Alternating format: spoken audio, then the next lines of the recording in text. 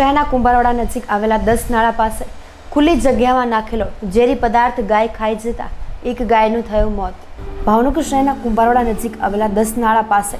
ખુલ્લી જગ્યામાં કોઈ અજાણ્યા શખ્સો દ્વારા ઝેરી પદાર્થ નાખવામાં આવતા જે પદાર્થ ગાય ખાઈ જતા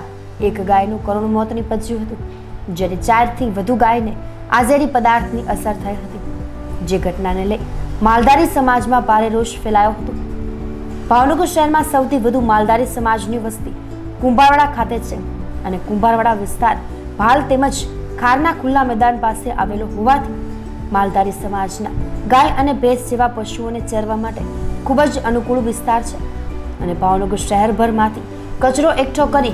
કુંભારવાડા ખાતે બનાવવામાં આવેલા ડમ્પિંગ યાર્ડ ખાતે ઠાલવવામાં આવે છે, ત્યારે આજે કોઈ અજાણ્યા ઇસમો દ્વારા કચરો ડમ્પિંગ યાર્ડને બદલે ખુલ્લા મેદાનમાં ઠાલવવામાં આવતા આ મેદાનમાં ચરવા આવેલી માલધારીઓની ગાયો કચરો ખાઈ ગઈ હતી,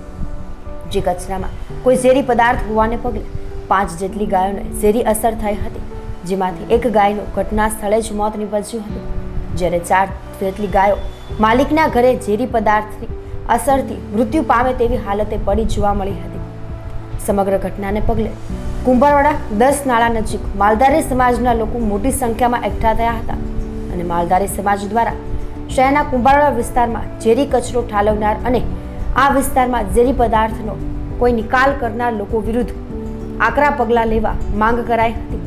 અન્યથા માલધારી સમાજ દ્વારા ઉગ્ર આંદોલન કરવાની ચીમકી ઉચ્ચારી હતી અને તમામ માલધારી સમાજના લોકો દ્વારા આ અંગે પોલીસ મથકમાં રજૂઆત કરવામાં પણ આવી હતી।